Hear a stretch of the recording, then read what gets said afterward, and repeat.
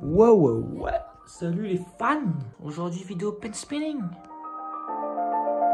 Salut, comme tu l'as vu dans le titre, vidéo pen spinning. Le but c'est d'être le meilleur possible dans une semaine. On est parti. Ah au fait, le pen spinning, c'est ça.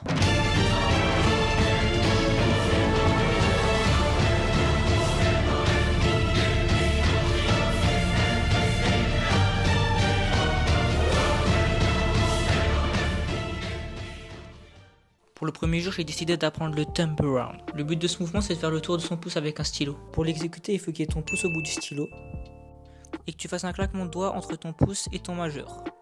Pour le réceptionner, il suffit de faire un pincement entre le pouce et l'index. Je me suis dit que ça allait être facile parce que c'est un move pour le débutant, mais c'était bien plus dur que ce que je pensais. Du coup, j'ai essayé. Encore. Et encore. Et encore. Et au bout de 40 minutes, il s'est passé ça.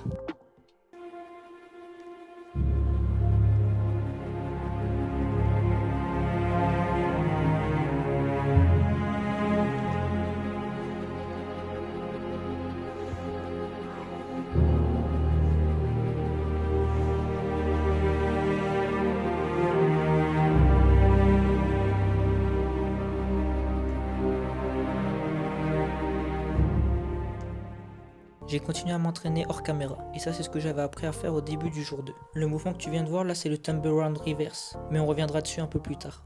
Concentrons-nous plutôt sur le finger pass. C'est un mouvement que tout le monde fait sans même savoir que c'est du pen spinning. Je suis sûr que même toi tu le fais aussi en cours. J'avais donc déjà quelques bases de ce mouvement mais j'ai voulu l'améliorer un peu. Du coup je me suis entraîné pendant une demi-heure, et je suis passé de ça à ça. Comme tu peux voir, la progression est pas énorme, mais c'est pas un mouvement qui m'intéresse plus que ça en réalité. J'ai donc décidé de passer au mouvement suivant, la charge. Pour faire la charge, il faut juste donner une impulsion avec ses doigts, puis faire ce mouvement-là avec l'annulaire et le majeur. Ce jour-là, j'ai décidé de faire uniquement la version facile du mouvement. C'est-à-dire que j'ai coincé le stylo entre mon pouce et mon index pour pouvoir donner plus d'impulsion. Et comme tu peux voir, je me débrouillais pas trop mal. J'ai rien filmé le jour 3, mais voilà où j'en étais au jour 4. Comme tu vois, j'ai bien amélioré mon thumb around et mon thumb around reverse. D'ailleurs, en parlant du thumb around reverse, voilà ce que c'est. Tu dois mettre ton pouce vers le début du stylo et pousser avec ton index pour le réceptionner avec le majeur. Et comme tu peux voir, j'ai continué d'entraîner la charge au niveau facile.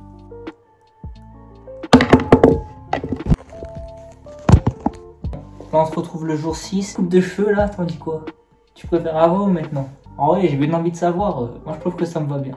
Franchement, je me trouve beau là. Dis-moi ce que t'en penses. T'es moche! Donc hier, jour 5, je t'ai rien filmé. Là, je vais te montrer les progrès que j'ai fait, où j'en suis au jour 6. Je me suis entraîné à apprendre le Sonic. Le Sonic, c'est ça. Le mouvement consiste à faire passer le stylo au-dessus du majeur, tout en effectuant une rotation. Le stylo termine dans le même sens où il commence. Pour réussir à faire passer le stylo au-dessus de ton majeur, il faut que tu joignes ton index et ton annulaire tout en baissant ton majeur.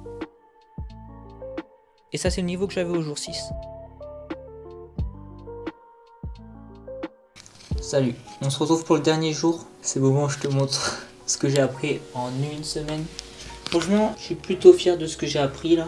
Je pensais pas pouvoir apprendre autant de trucs en si peu de temps, honnêtement. Et voilà, je suis juste content. Qu'est-ce que je peux dire d'autre? Juste... regarde-moi ce montage.